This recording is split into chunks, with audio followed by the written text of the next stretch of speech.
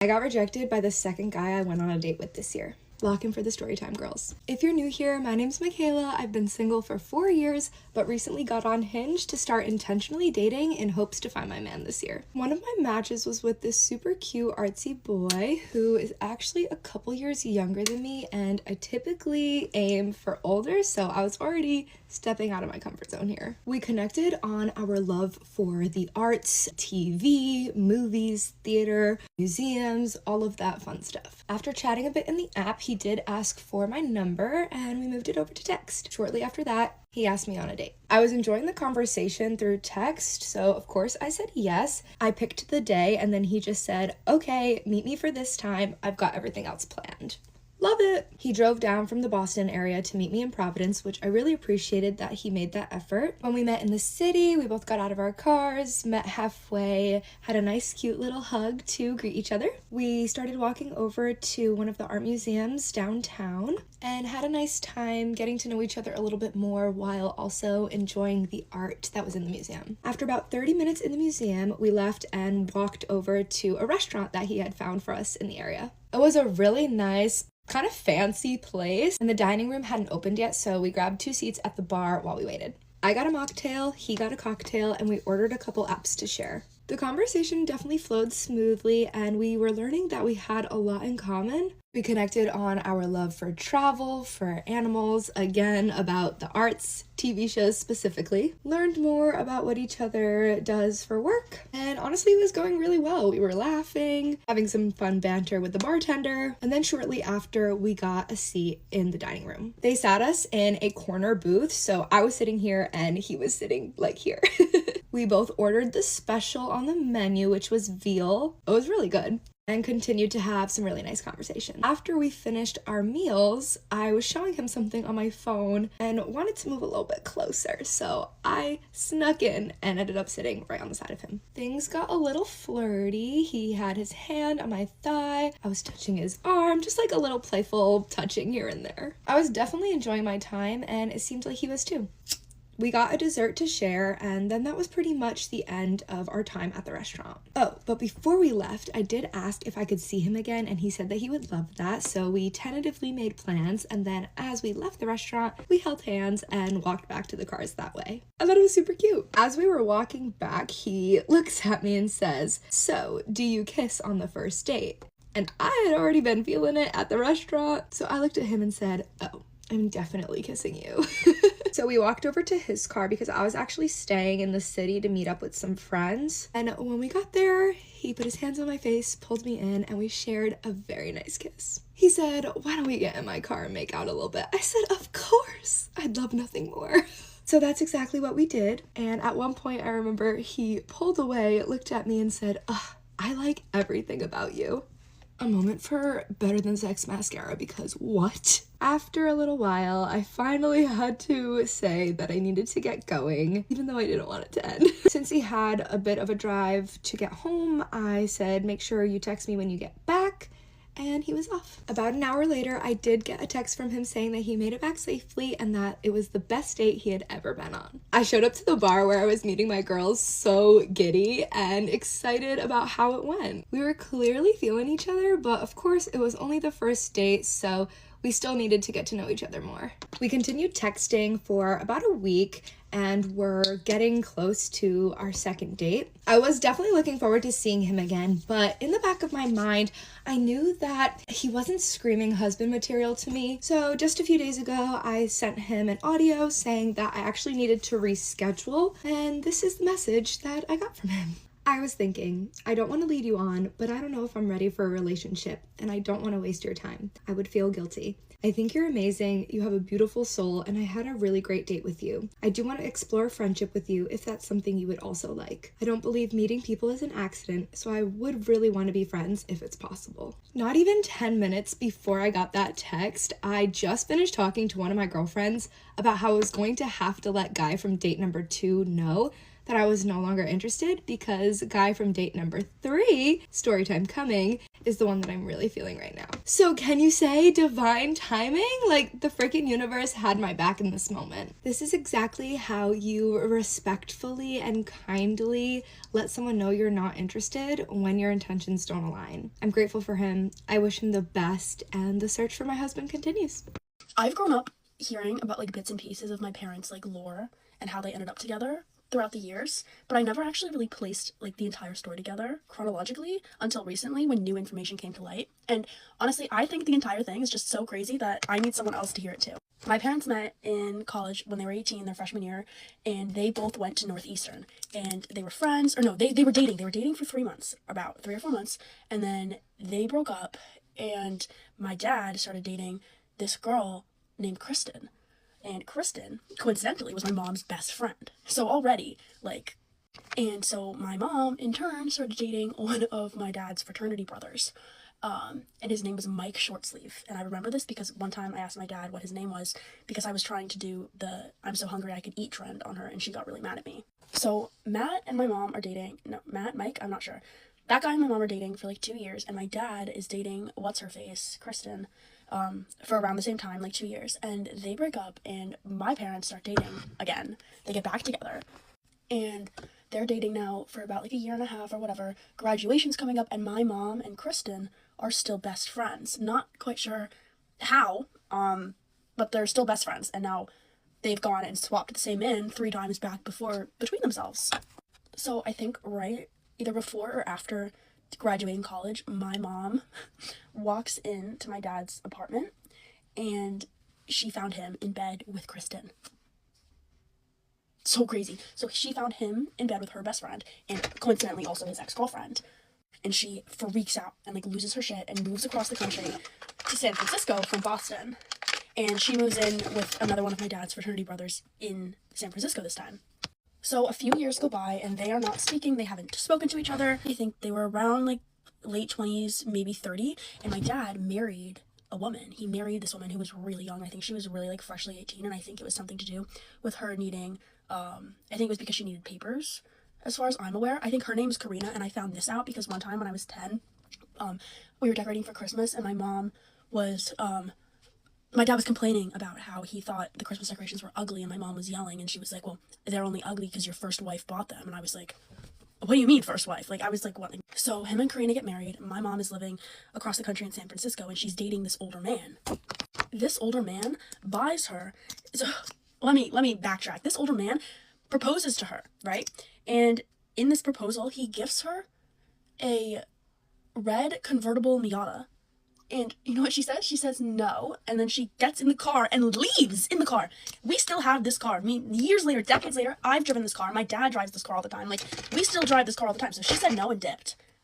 My dad and his wife get divorced, and he shows up across the country on my mom's doorstep begging for her back. And this is where it gets really interesting. He's begging for her back, and in attempts to do so, he proceeds to renovate her entire apartment for her to win her over. Then the information that I have kind of skips to they decided to elope in Utah because my mom was pregnant. So I think in the midst of this reunion and he's renovating her apartment, I think that they had an accident and it was me. And then my mom got pregnant and was like, fuck. And then they got married and they eloped because they didn't even have enough time because I was cooking in there, you know? And honestly, I think that's one of the biggest reasons my mother dislikes me the most. I think she blames me for her being stuck in a relationship that she's miserable in. Food for thought. Also, I would just like to add that the other day I was sitting in the car with both of my parents and my boyfriend, and we're sitting there and we're driving, and my mom kind of unprompted is like, oh, like, this is Kristen, the girl that your dad cheated on me with in college, like my best friend. And I was like, hello? And I turn around and she has her phone and she's showing me a picture. Okay, so on the end is my dad, and that's Kristen. That's my mom, and that's Mike Shortsleeve, his fraternity brother, her boyfriend. They were together. Like, hello? And since getting married, I, by any means, wouldn't say that they have a happy marriage. They hate each other. They used to threaten divorce on each other, like, 6 times a week, like, every fucking night, like, insane, like, glass throwing, breaking things, like, screaming and, like, cars slamming, leaving the house, like, fuck. So they fucking hated each other. And I think they blame the children. My last brother was an accident too. The second one was planned, but it was because I demanded having a sibling. So I think that's another reason she resents me, is because the only reason they had another kid was because I was so fucking insufferable about it. And then I remember I was in like my freshman or sophomore year. No, I think I was a sophomore. I was in my sophomore year of high school, and my parents didn't speak to each other for like a month. It was just fucking silent, like not a word. And I was like, hello, like what is going on? Because they weren't even fighting. Like they would just scream at each other all day long, and like nothing was, it was silence. And I was like, that's so fucking weird. Like, what could be going on, possibly? And my dad took me to get my ears pierced, which is, like, the only time I had ever spent any kind of bonding time with him since I had been, like, a little tiny girl. And I was like, what's up? Like, why are you guys not talking to each other? And he was like, oh, your mom's mad at me for cheating on her. And I was like, okay, like, valid, diva queen, but, like, wasn't that decades ago? Like... And he was like, no, like, the other time. And I was like, the fuck are you dropping this information so casually? Like, what do you mean the other time? And he's like, oh, like, and he starts telling me the story about how his high school ex-girlfriend DM'd him on Facebook Messenger and proceeded to tell him that she named her son after him. My dad? And I was like, hello? And I was like, what did she name the kid? And he was like, Rocky. And I was like, well, that's pretty funny because your name is Richard. So, like, what could this be from? And he was like, well, I used to sing her this song, the Rocky Raccoon song, on my guitar. And I was like, you fucking stupid piece of shit, because that's the song that my dad used to sit on the edge of my bed and sing me on the guitar every single night until I fell asleep. Like, the only core memory I have of my father from my childhood. You're telling me that was the song that you sang your high school ex-girlfriend who she named your son? Like, that's just, it's so, like, I was so annoyed because then it ruined all the specialness. And I was like, this childhood, like, this was such, like, a special thing for me. Like, fuck. So I believe that he flew out to Colorado and cheated on my mom with this high school ex-girlfriend and said that he was visiting his childhood best friend, Davin. Also, guys, do have to also add that I found my dad's first ex-wife on Facebook when I was in, like, 8th grade. And I was stalking her really heavily, and I guess the fuck what? Something's not adding up, because in the timelines, she has other children, but the timing isn't matching up, and I am genuinely convinced that I have another sibling from that marriage. I think that she was pregnant probably like right before they got divorced, and yeah, and I messaged her and she blocked me. So that leads me to believe that it is true. And I tried to ask my dad about this once, and he looked like a deer in headlights, and he completely changed the subject and told me that it wasn't true. And was like, I don't know what you're talking about. And I was like, okay. So if anybody's mom out there is named Anna Karina Ionescu, hey twin. So in conclusion, that's the crazy lore about my parents, and I just need everybody's opinions. Please tell me what you think. Thank you so much. Bye. I have another story, and this time it's about how when I was 15, my mom sued my public school district, and they kicked me out and outplaced me into a therapeutic boarding school in the middle of nowhere, Connecticut, where they used to lock us in concrete rooms as punishment. Which, like, the concept of that, like, even, like, thinking back on it now is, like, genuinely, like, what the fuck? All of this, I feel like, started when I was, like, maybe 13, and they... like, the CPS people came and, like, put me in this, like, kids crisis shelter. It was called Kids in Crisis. And we had this, my guidance counselor at my middle school, who I had so much beef with, because one time this kid named Christopher Messis, stole my diary, and he spread it around the school, and I was nosy as fuck, and I would write about everybody's personal business. And so everybody's personal business got, like, aired out, even though that was never my intention. And then this lady, guidance counselor lady, took a Sharpie and, like, scratched out my whole diary in front of me, and I was, like, bawling in her office, and I cursed her out because, like, why would you do that? And then I went home and I took whiteout and I went right over the Sharpie and rewrote everybody's business, like, back in it. I actually have the actual diary from 7th grade, and because it's like 2018, and you can see they Sharpied it on the back. And when I got home, I took my whiteout and I rewrote it. Allegedly, Gracie liked Charlie Fiore, and he liked her back. Alyssa liked Gavin O'Carroll and Ignacio, and, like, this was huge tea. Like, our lives were ruined with this. Like, this was big information. And I had a list in the back of the book, literally, like, are you dead ass with me? Like, Aaron Bailey, like, likes Connor Grant, like, Gia likes Lucas Marks, like, and a lot of them were, like, people, like, liking the same person. So, like, this all created a division and ruined friendships, and, like, it was this huge thing. But anyways, that's completely not the story. It was very evident to this guidance counselor, who up until this point I was so close with, that things were not going so great at home. Things were not so swell. And we were having, like, the police, like, at our house, like, multiple times a week. Like, it was really not great. So eventually they were like, this is an unsafe environment, like, you're gonna go live here for a little bit. And I was like, gotcha. So I'm living there for, like, 2 months. It's, like, the end of 7th grade. I go back home, nothing's different. Things keep going downhill for the next few years, and I enter a really treacherous point. And, like, I just don't care about anything, and I'm just, like, in survival mode.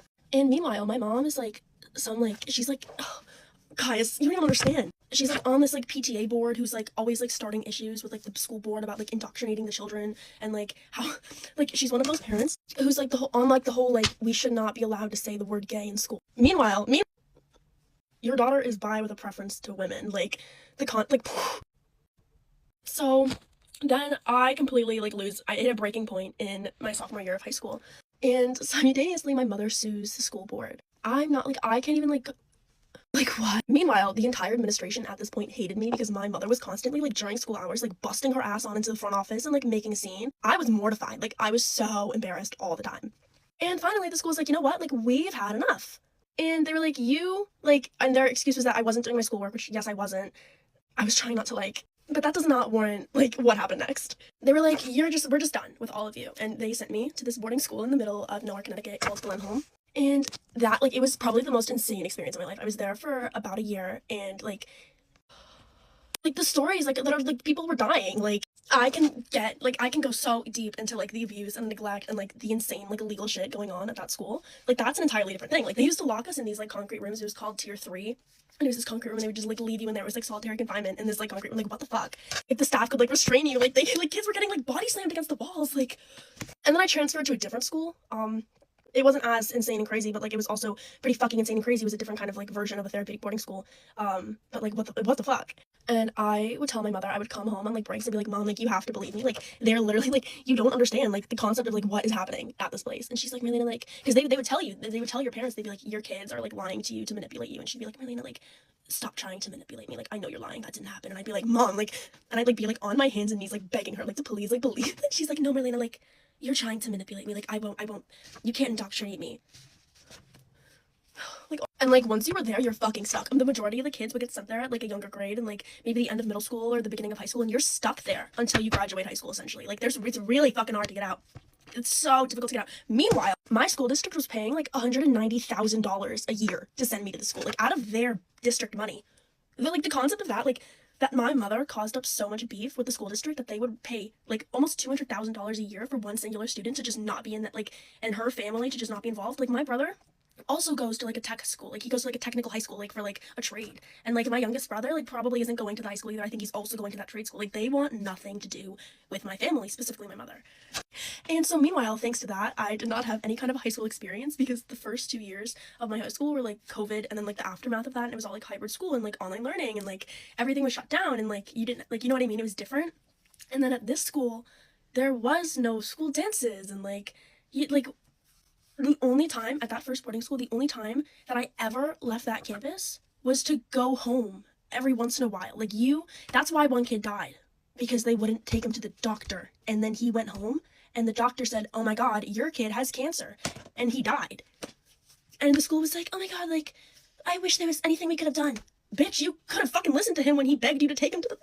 Like, I just, like... Of course, nothing ever happens with these places. There's so many places like that. And it never gets shut down. Everything gets swept under the rug. And it's really infuriating. And I could go on and on and on and on and on and on. The end. I was once dating this guy where everything felt like a fairy tale. It felt like an absolute dream come true. So we dated like 5 or 6 months or so, and I was very attracted to him. He told me that he loved me first, and then I said it back.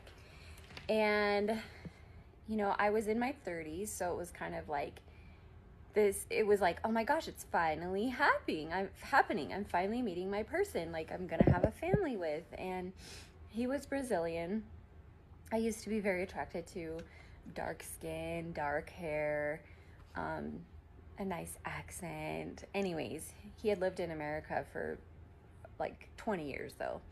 Anyways, so we dated and told me he loved me.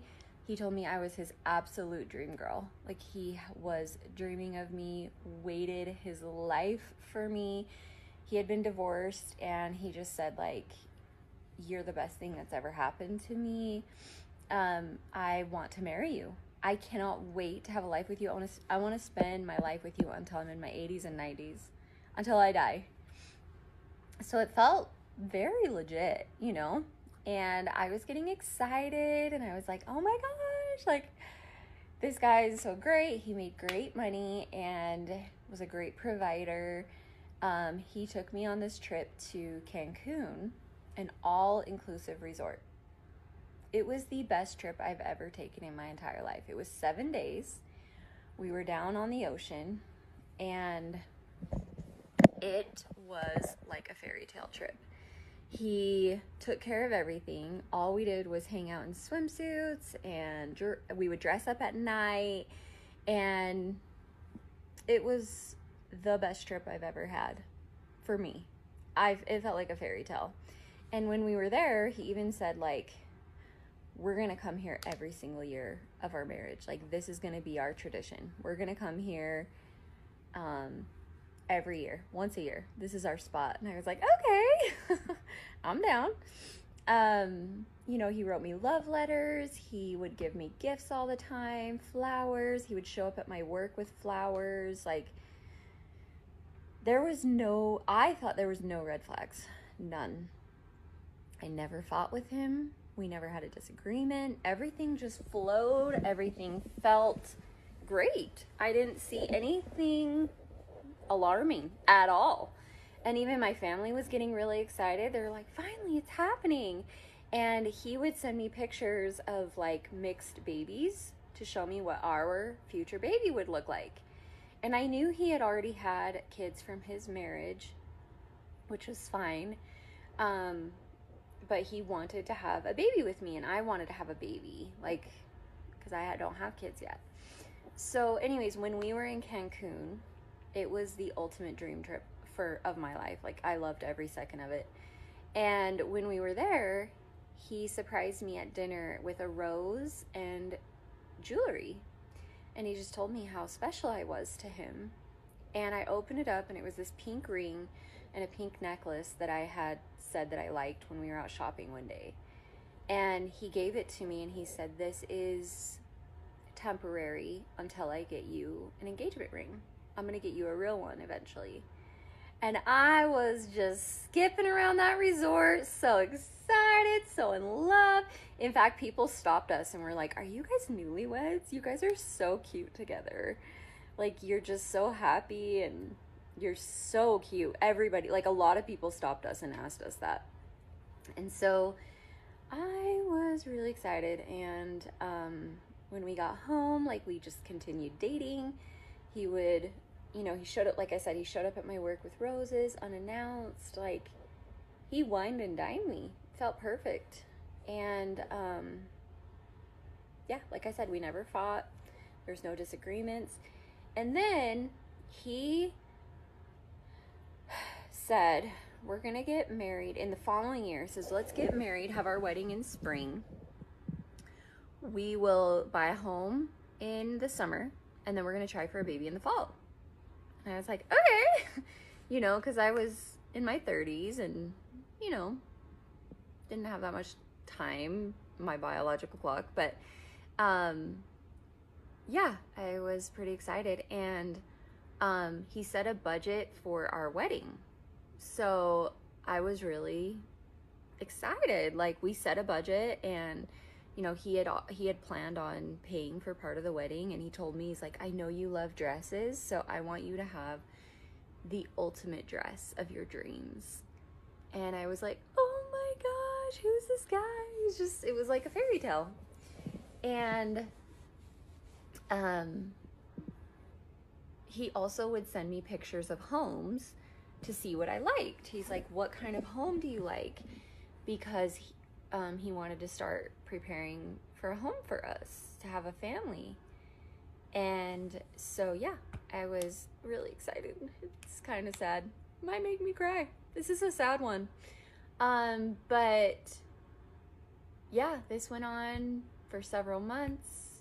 Everything was exciting. And, you know, I actually went and looked at wedding venues with my sister after we had set a budget, just kind of getting an idea of what I liked. I wanted to look at dresses. I hadn't done that since my 20s, so I was really excited. And yeah, I went up in this venue, and I imagined marrying him, walking down the aisle, seeing him at the end of the aisle. You know, I wanted a big dress. I was like, I've waited so long. I'm going all out with my dress and my wedding. And so, you know, after several months of this, there was about a week something shifted, and it was very, very subtle. Something just shifted with his energy, and I was like, are you okay? Is everything okay? What's wrong? He's like, no, everything's fine. I love you. Everything's fine. And I could tell something was different. So then another week passed, and we were in his car one night, and I just said, what's going on? You're just different. He's like, oh, nothing. And I dug it out of him. I was like, what's going on? Like, you have to tell me. I can tell you're different.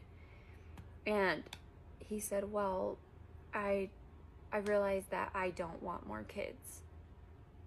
And I was like, what? And I started crying because I really had wanted kids, and I started bawling so hard I couldn't even see out of my eyes. And I said, so basically, I either choose you and give up my dream of being a mother, or go be a mom, or go try to find somebody else for the sake of being a mother. And he's like, I'm sorry, I feel like I'm a fake and a fraud, and I feel like I've just faked you out. And I was like, don't say that about yourself. Like, it's okay. Like, you changed your mind. I'm just disappointed. I'm really disappointed. And anyways, the next few days, I ended up going to his house. I was like, I'm going to fight for this relationship. I wrote him a long letter, and I was like, I'm willing to put that dream of being a mom on the back burner for this relationship. I want to make this work. I want to fight for this relationship. Like, I think love is very rare. And he was still really different. Something was just so different. Like, I didn't know what it was. And he just got weird. And then I got upset. And then I was like, maybe you are a fake and a fraud and a phony. And, you know, I was like, just, I don't know what's going on with you. And it felt like I'd been faked out. And he called me and he's like, we just weren't meant to be. And I was like, my jaw dropped. Literally, my jaw dropped. I was like, he's been telling me he loves me every single day for months, telling me he can't live without me. I am his dream girl, showering me with love, with gifts, with everything you can imagine, building up this fairy tale fantasy in my mind. And now, all of a sudden, it's just not meant to be. He said, we just weren't meant to be. I felt like the rug was ripped out from under me. I was in complete shock. I felt crazy.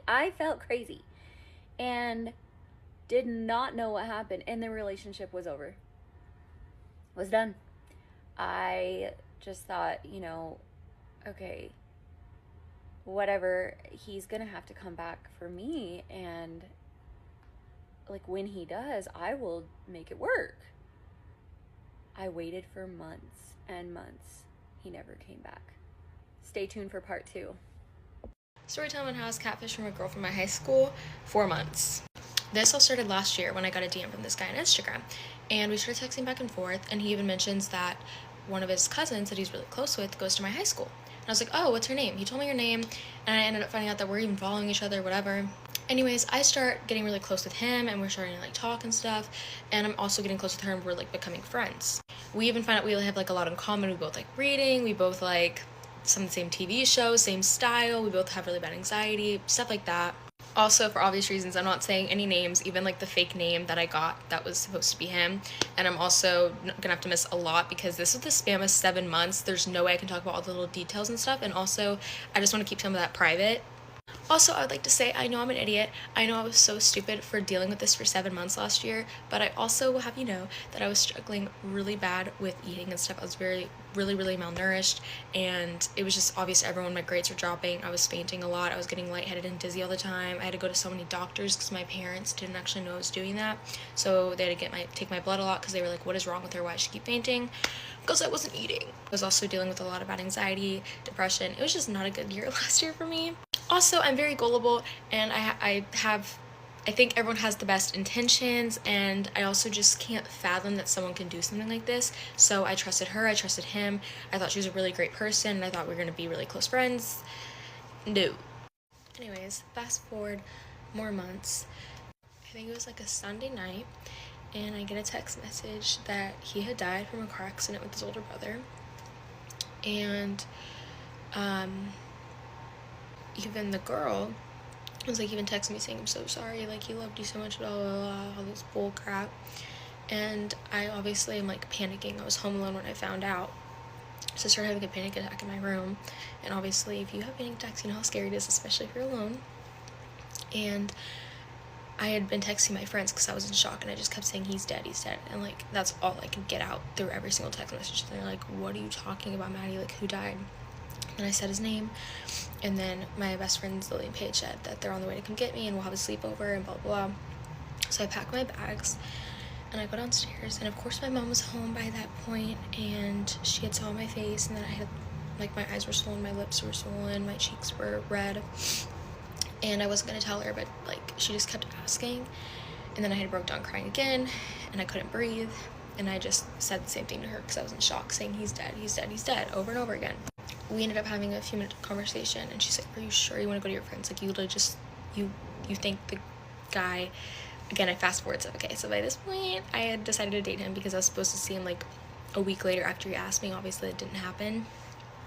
Please follow my advice and follow my mistakes and do not date someone before you actually see them in person, because this has also been my first boyfriend. So I had just thought that like it's fine because I'll see him in literally a few days and we'll hang out and it'll be fine.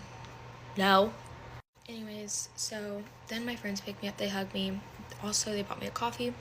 Also, something else is, if you know anything about me, anyone who's close to me knows that I love coffee. I would have coffee like injected in my veins, and I had maybe like 2 sips because I had just lost my appetite. I couldn't stop crying, that's all I was doing. And my poor friends were like, I don't cry in general, like if I'm crying, first of all it's rare, and it's also when I'm like alone usually, but I had been bawling my eyes out in front of them, like yeah. Anyways, fast forward hours later that same day, me and my friends had decided to like walk to the park at like 11, 12 in the morning, and we had just sat at the park and stuff, and they eventually like went somewhere else in the park.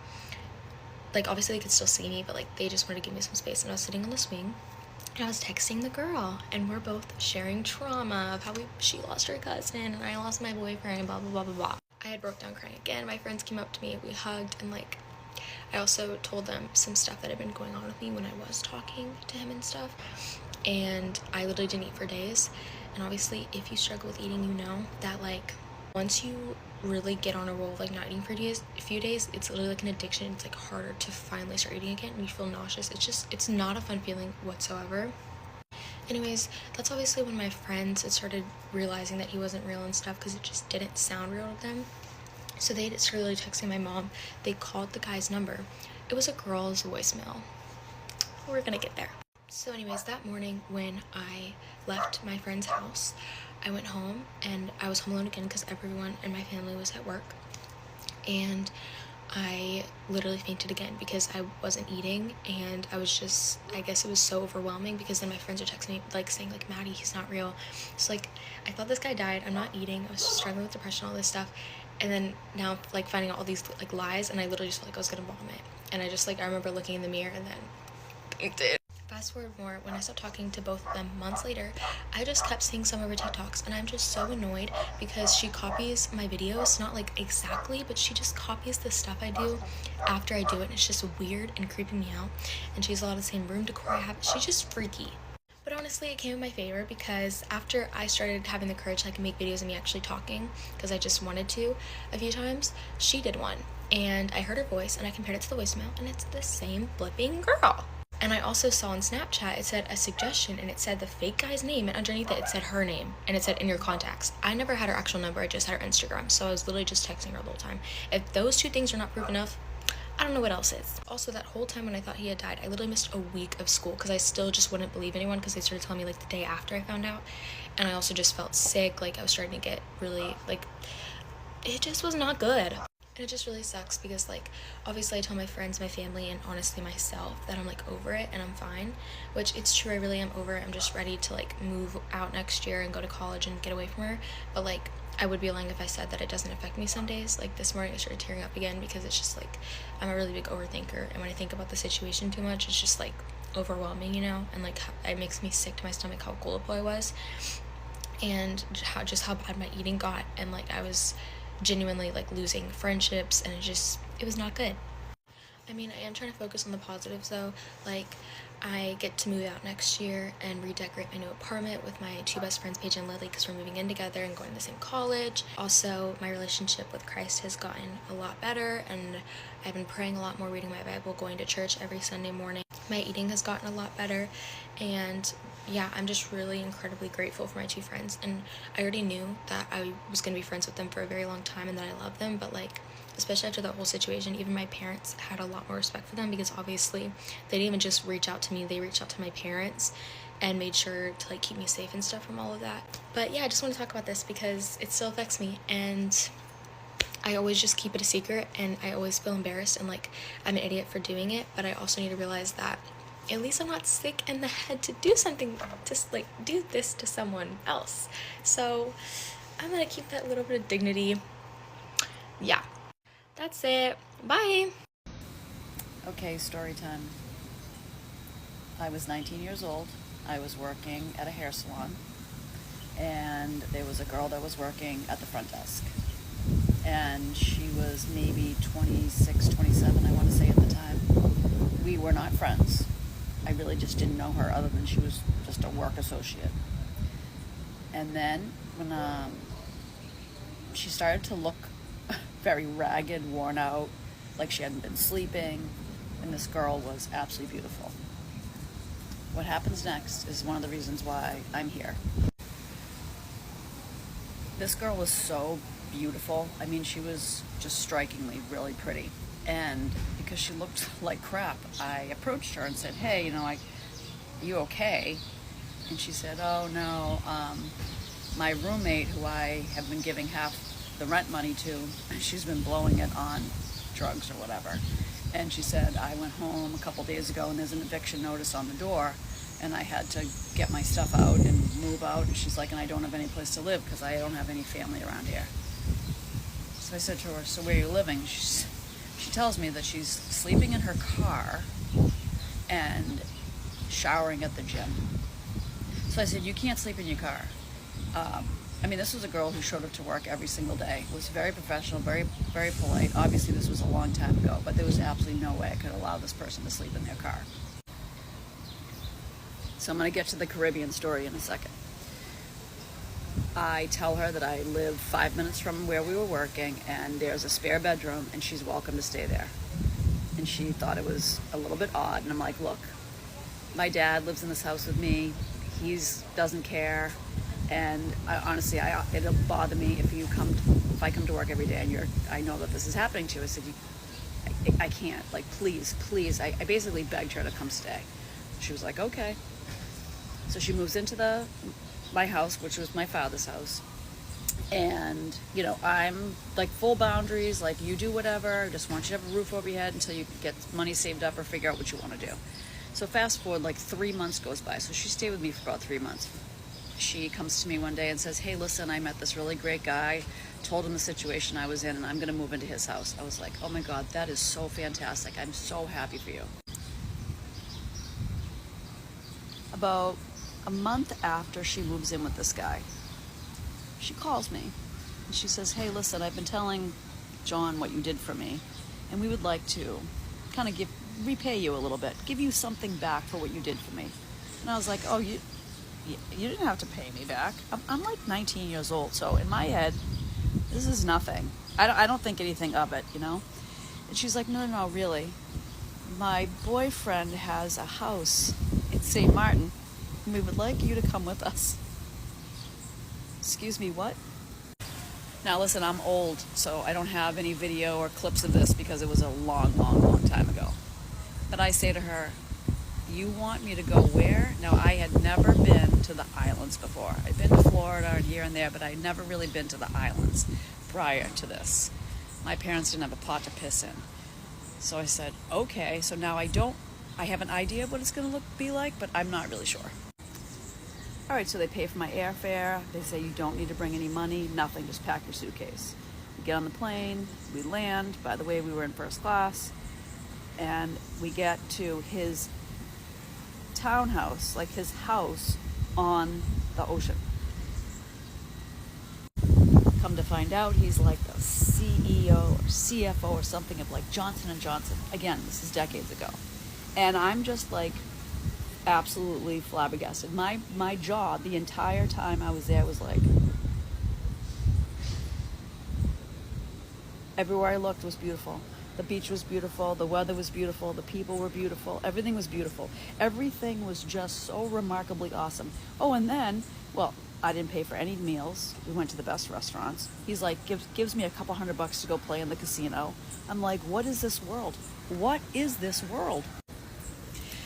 All right, so I get home after being in a beautiful tropical place for a week, and I walk into my father's house and I say to him, Dad, why have we never gone? Why have we never ever been to a place like that? So he looks at me and says, what, are you kidding me? In his head, he's like, I'm barely keeping my life together, okay? So I looked at him and I said, for the rest of my entire life, no matter what it takes, I will be going to the most beautiful places on this earth. If I can get there, I'm going to go there.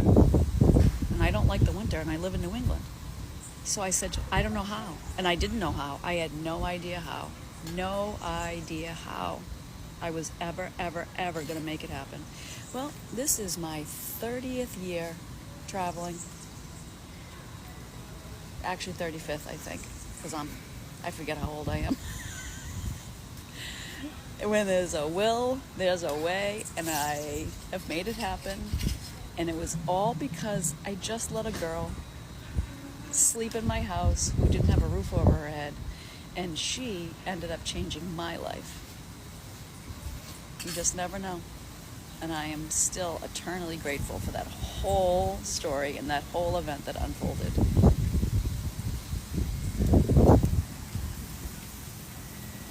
Hey guys, today I'm going to be curling my hair while I talk to y'all about how I got sober at 18.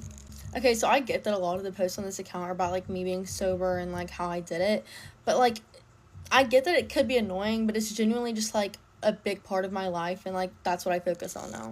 So I first really tried to start getting sober at 17. I've been in and out of rehabs for a while because I started drinking and using at a pretty young age.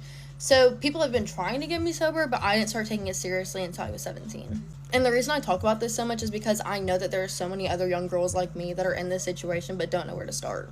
So I was 7 years old whenever I took my first drink, and that's, like, really young, but, like, it didn't start progressing until a couple years later. So I wasn't, like, a full-blown alcoholic at 7 years old.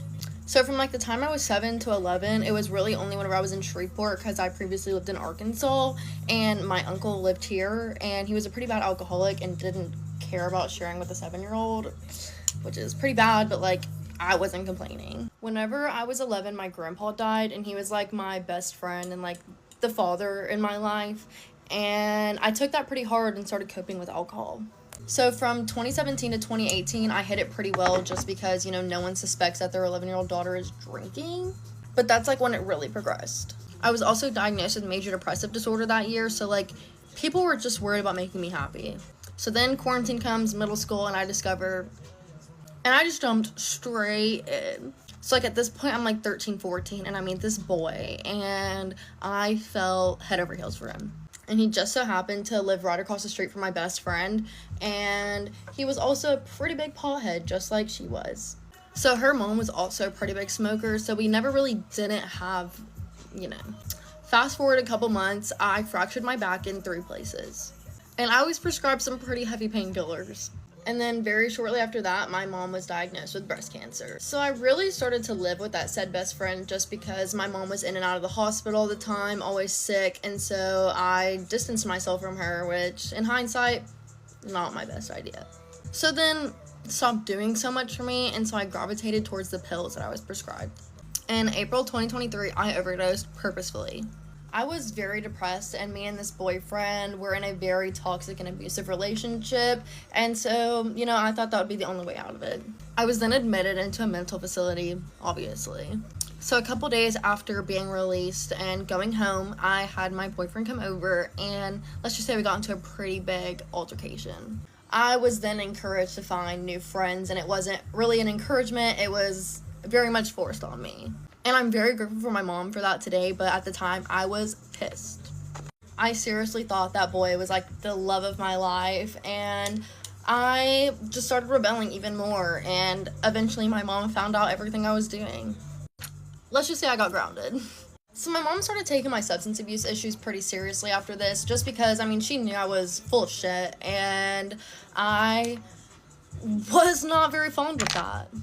I started running away and sneaking out every single night and started sleeping with boys that I had no business being with. I lived in a pretty small town in Arkansas, and pretty much everyone started finding out about the things I was doing, and it all got back to my mom. Around this time as well, my grandma was getting pretty sick. So my mom made the pretty hard decision to move us out of that town. And again, I was pissed. She thought that moving here would kind of slow me down and I might find like better people. That did not happen. So I jumped right back into the same stuff I was doing in Arkansas right whenever I moved to Shreveport. I met a boy again and I started dating him. And again, I thought he was loving my life. And he was pretty good. I mean, he was a pretty good boyfriend and he didn't do that many drugs. He only like drank and So I was like, okay, he's pretty good. Turns out I was the problem. I had met a couple guys that I became friends with, and they got in a pretty bad drunk accident, and a couple of them passed away. And for most people, that would have put into perspective the things that I was doing, and a lot of people slowed down after that. I definitely did not, and I just escalated. I started running away again and sneaking out and sleeping with boys that I should not have been sleeping with. And during this time, I met another boy, and he introduced me to Coca-Cola. And after that, Coca-Cola was my new best friend. I then became a habitual runaway. And the sleeping with boys out of my age range got pretty bad. But I took that to my full advantage and started for money. So during one of these runaway times, I came home to take a shower and didn't think my mom noticed, but she definitely did. And I woke up in the middle of the night to two men at the end of my bed, and they kidnapped me and brought me to a ranch in the middle of Texas. And yes, this was legal. My mom paid them to do it, and it was through the rehab I was going to. So I ended up running away from this rehab, but the cops found me pretty fast because I'm in the middle of nowhere in Texas. And once I got back, I started sucking up pretty damn bad because I wanted to go home. And it worked because my insurance thought I was doing really good and told me I could go home. And whenever I got home, I did pretty good for like a couple weeks. And then that boy that introduced me to Coca-Cola came right back into my life. And everything just got so much worse. During this time, I'm hanging out with this boy, and I overdosed. Not purposefully. And him and his friends did not want to get in any trouble, so they just left me there. Thankfully enough, they were dumb enough to leave the door open, and one of his neighbors saw me and called the cops. I obviously went right back to rehab after this, and I took it pretty seriously. I came home, and I started going to AA meetings. And then eventually I got tired of it. I hated my mom at this point, literally just because she was giving me rules and told me I couldn't go out and do drugs. So of course I ran away. And I started living with said boy's friend. During this time I obviously relapsed, and then he went to jail. So I come home and I try to start getting my shit together. And then not long after being home, I found out that I'm pregnant. So I was like, okay, I guess I'm gonna have this kid. But that kid definitely did not stop me from drinking and did not stop me from using. So then March of 2025, I have a miscarriage. And that shit wrecked me. I started going fucking hard. I did not want to be alone at any time of the day, any time of the week, at all. Because whenever I was alone, that's all I could think about. And so that just meant I had to be at parties all the time. And I had to go out and drink.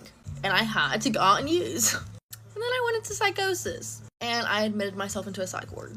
During this time, my mom finds about 20, fifths of vodka in my closet and a couple pill bottles. And mind you, during this time, I am sober. She just thought I went a little cuckoo. And so I go back to rehab.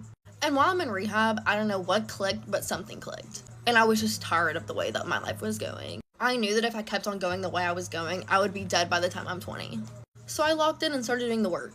And then on July 11th, I was discharged. Lucky enough for me, Lacey Paul was the next weekend. And if you don't know what Lacey Paul stands for, it's the Louisiana State Conference of Young People and Alcoholics Anonymous. And a couple months before that, I had pre-registered, so I had already spent the money to go, I might as well go.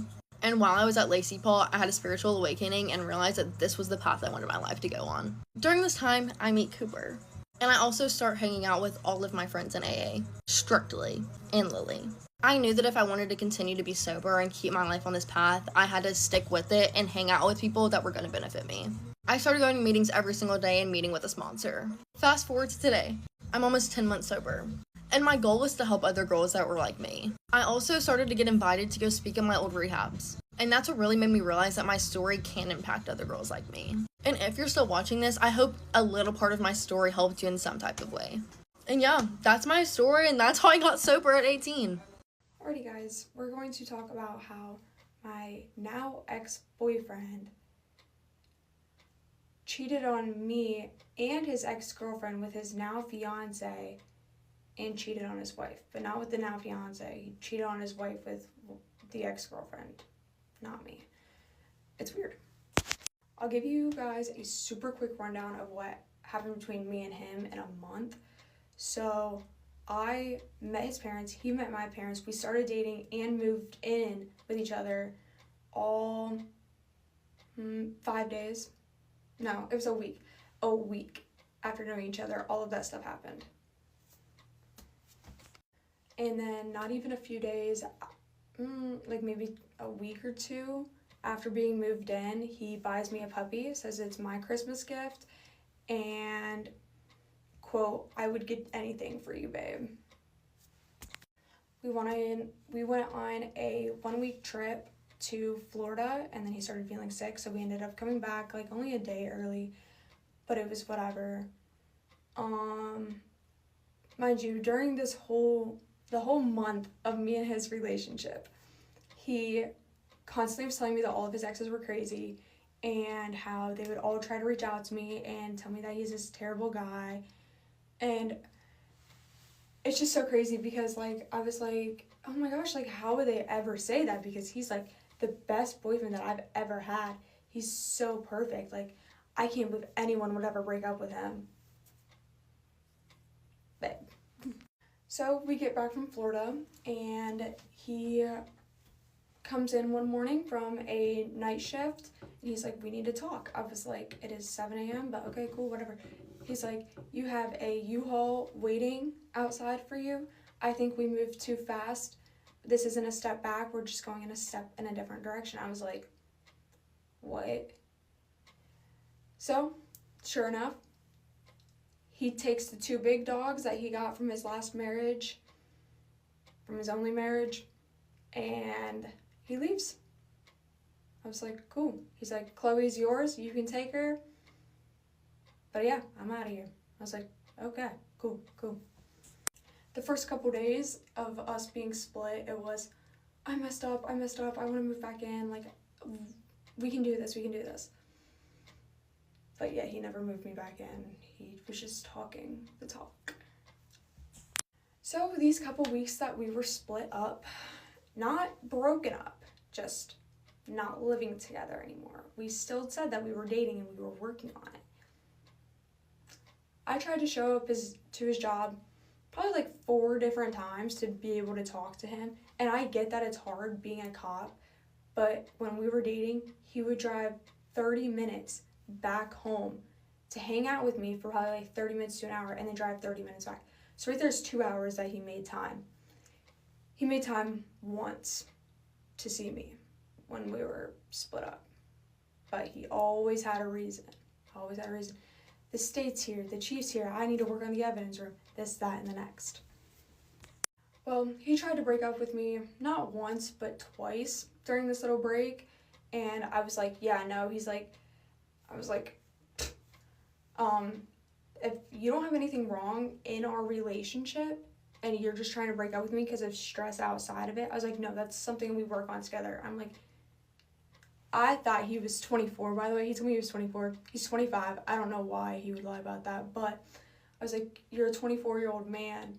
Why are you not, like, wanting to act like a man about this and actually talk?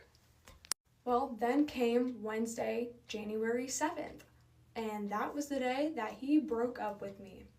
Mind you, January 7th is the day before I was supposed to move back in with him. We had already had this planned out that we were supposed to move back in the 8th. I get a text while I'm up in Sandusky saying, more or less, you care about your appearance too much, and I don't like the fact that you say slut. I call drivers sluts. People like don't know how to drive. You know, road rage. That's funny coming from him. So I was literally heartbroken. I was so upset. And I was just like, what the heck do you literally mean? I was like, I thought we were working on this. It's what? And so he calls me like a week later maybe, and he's like, I'm so sorry. He's like, I'm just so used to toxic, and that's just my mental state right now. And he's like, I just need to work on it because I know that's not right. So, I thought he meant work on it for me. No. Mm-mm. So then a little bit goes by, and I am trying to find his ex-wife. So I'm like, I want to know the story. So I had one of my coworkers find her because she was better at stalking than I am. So she sends me her Facebook, and I find her Instagram. I message her. I was like, hey, like, you're the ex-wife. I'm like, let me hear what happened, because there ain't no way that this man is so good. So in the middle of her giving me the rundown, he does a 3-way call with him, his mom, and me. And I didn't realize that he was on the phone. And so I pick up because I see that it's his mom, and he starts flipping out. He's like, who the are you talking to? This, that, and the next. He's like, stop playing your effing games. I was like, what? He's like, I know you're talking to someone. I was like, yeah, your ex-wife. How about that? And he's like, no, you're not talking to the right person. I was like, are you sure about that? Not talking to the right person, babe? That's what you have to come up with? Shocked. And then he threatens that if I don't stop talking to her, then he's gonna take Chloe, the dog that we bought. Well, he bought for me and gave to me as a gift. So she must know something if you're that pressed about it. Does that stop me from talking to her? Absolutely not. I just keep talking to her. If anything, I'm telling her about this whole situation that you're trying to put me through right now. Well, I end up blocking his mom, him, and then I get another phone number, which I'm assuming is the now fiance's. And when I was talking to the ex-wife, she's like, I didn't even know about you. He's like, I thought he just went from Echo to the girl that he's engaged to now. I was like, he's engaged? And so she sends me the photo. I look at the name and the date, January 7th, the day before me and him were supposed to move back in. And I go to her Facebook profile and scroll through the pictures, and one of them was on January 3rd, a picture of them together. So I was like, he was in Kalahari while I was also up in Sandusky. I'm like, man, that sucks. Well, then the now fiance messages me on Instagram, and she's like, you can have him. She's like, I'm done with him. Like, we were on and off since June, and this, that, and the next. I think it was a setup, because he also tried to get me to say the same thing to his ex, because she's crazy and like he wanted to make sure that she thought we were broken up, which isn't clicking in my head now, but for some reason clicked like a week ago no, it wasn't a week ago, like 3 or 4 weeks ago. I don't know what I was thinking, but I was like, that's dumb. And then he messages me, and I ended up blocking her. I was like, whatever. I was like, yeah, you're just I'm being set up right now. And then he messages me, and he's like, what are you doing talking to my fiance? Yada, yada, yada. I was like, oh, baby, she reached out to me first. I still think it was a setup. I'm not that stupid. Yeah. So while talking to the ex-wife, I find out that she was married to him from January 1st of last year to July something of 2025. And then she got cheated on with Echo, which is also one of our friends now. He was staying at her house for months, apparently, before, like, Christine found out that she was getting cheated on. And then Echo got cheated on with the chick that he's engaged to now, but they broke up. They weren't engaged, they were just dating, but she still got cheated on.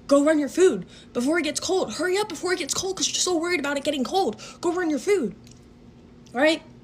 So she looks me in the eyes and she goes, you're a brat. Okay. The fuck? So are you, like... So fast forward, we don't talk, like whatever. She comes in the next shift and starts talking to me like nothing happened the shift before. And see, that irks my soul because, baby boo, I remember everything you said. I remember everything that happened. I don't know why we're acting like we're chill and buddy-buddy now, but we're not. So I go along with it. I'm being nice to her, whatever. She starts taking my tables again.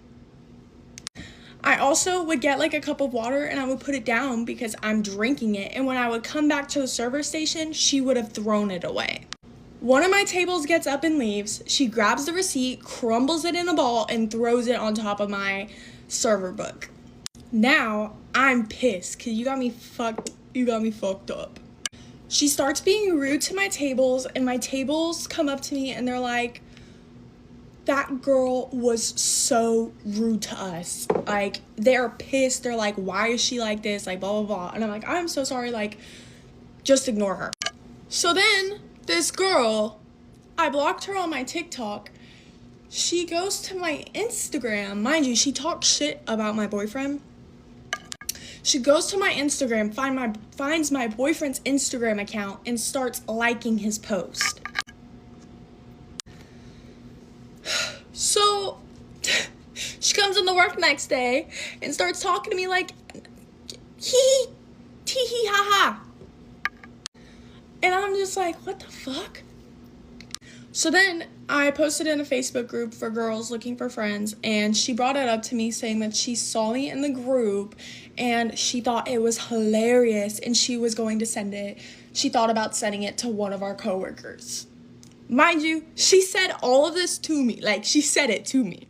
So the rest of the shift goes on, and I have my hand in a drawer trying to grab a pen. She comes up, pushes my hand basically out of the way to grab her pen. So when I put my hand back into the drawer, she slams the drawer on my hand. Yeah, she slams the drawer on my hand. Thinking shit's kiki cool, whatever the fuck. I don't know what she was up to. She was weird. So, of course, eventually, like, I had a freaking conversation with my boss because you got me messed up. And all of her shifts ended up being, like, cut. So she only works 1 to 2 shifts now. Well, the other day, this girl had the audacity to text me and be like, hey girl, if you don't want your shift, could I like pick it up? Could I get it? Because she has no shifts now. I just thought it was hilarious, and I thought the audacity of this girl was so funny because you just made my life living hell. I was crying every day coming home from work being like, I don't want to work here anymore, stuff like that. And I just thought it was hilarious because, girl, you just did so much shit to me and you really thought nothing was gonna happen to you. And now you're coming to me asking for my shifts. What makes you think I want to help you or be nice to you at all? Long story short, that's pretty much it. Girls in the service industry, at least some of them are very evil, as you can tell. And at the end of the day, you only have yourself, and when you're at work, you just gotta remind yourself, you know, not everybody's here to make friends, not everybody's here to be nice, you're all here to make money. But also remember, them bitches still are gonna try to get you or still use you or whatever, because girl, why are you texting me? You are so weird. Like, what was going through your mind to think texting me and asking for my shifts, I would give it to you? But yeah, there's my rant. Whoa, whoa, whoa, whoa, whoa, whoa, whoa, whoa, whoa, whoa, whoa, whoa. Lois, this is not my Batman glare. If you haven't seen this video that my former classmate Drew posted a couple of days ago, please take the time now to go watch that video. I'm also going to include screenshots here of the things that she exposes in her video. Also take the time to go read the comments on her post. I was a classmate of Drew's last year. I was in the cosmetology program and I'm now an established hairstylist. I graduated from Premier this August. Since then, I have not spoken on this subject as I have been trying my best to burn that chapter of my life. Other people who have taken the time to speak out and spread awareness about this school have been shot down with harassment, cyberbullying, threats sent directly to them. And these threats and harassment have gone as far as the owner and her staff contacting the salon owners of their former students and harassing them in other ways as well.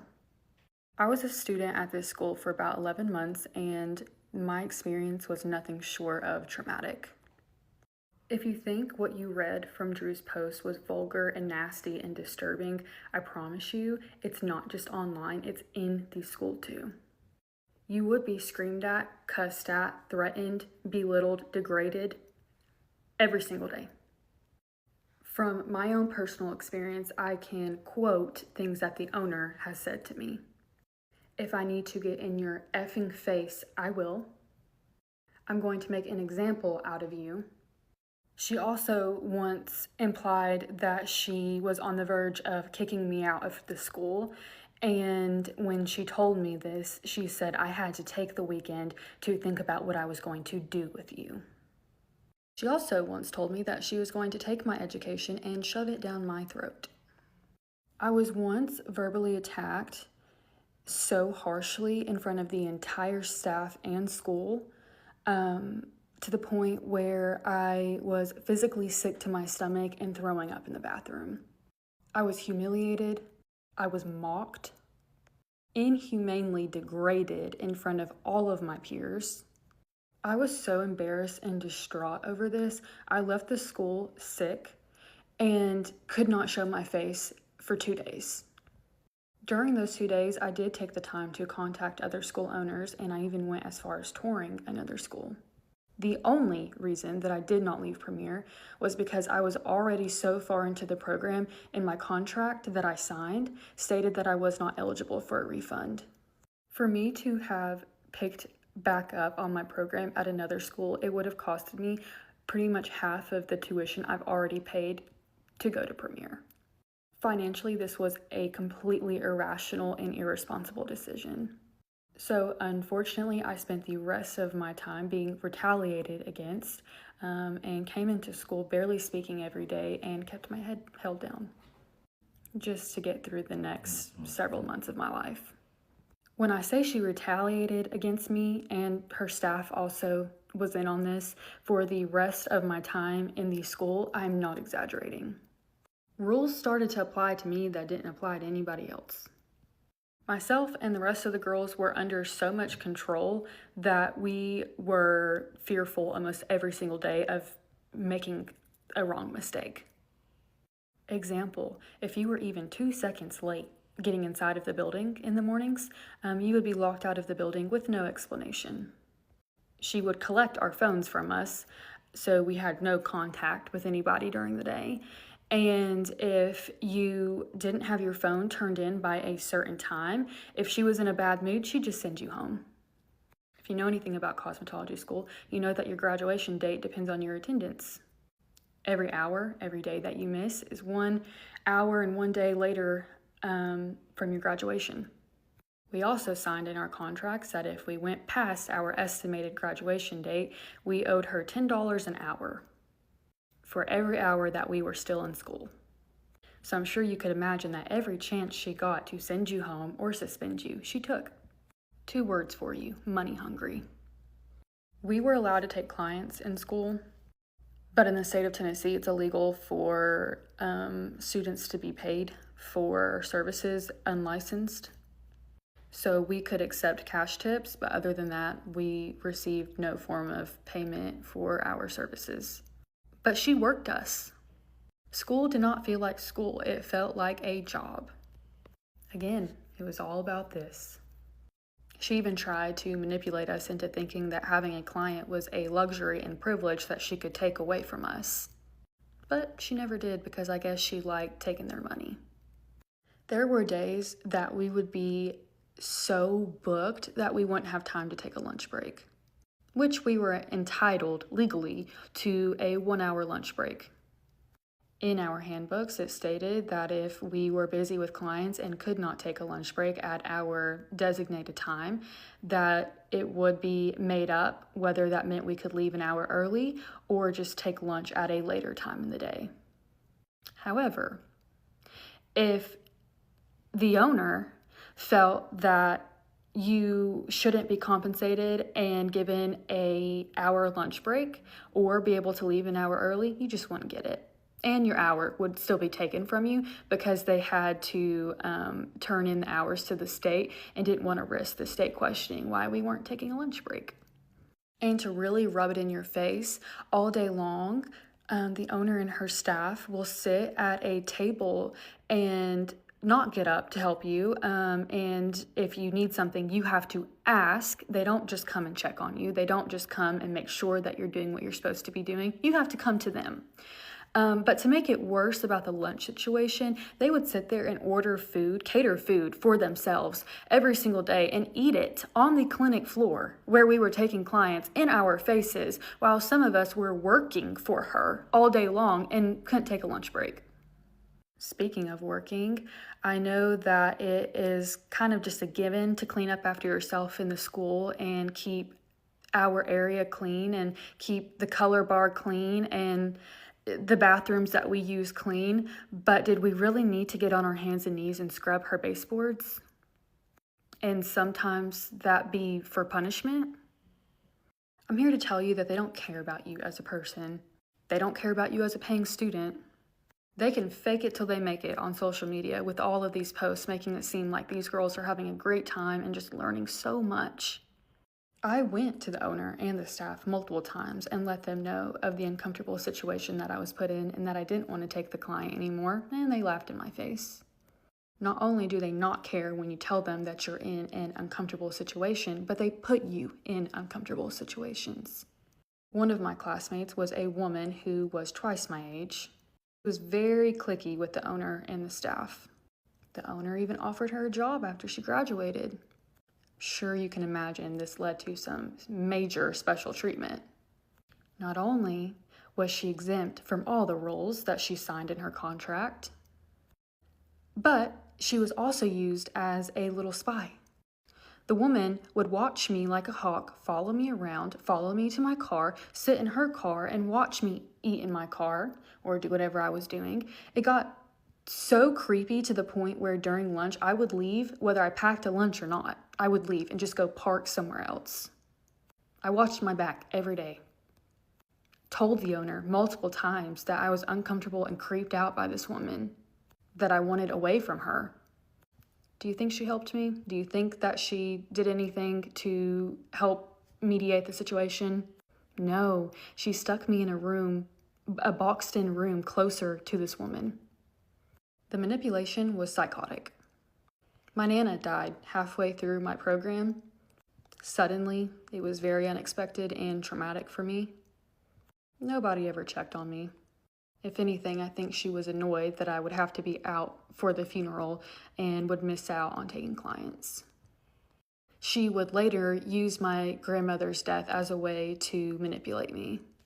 Right before I was on leave for the funeral, my boyfriend's mom had flowers delivered to me at the school.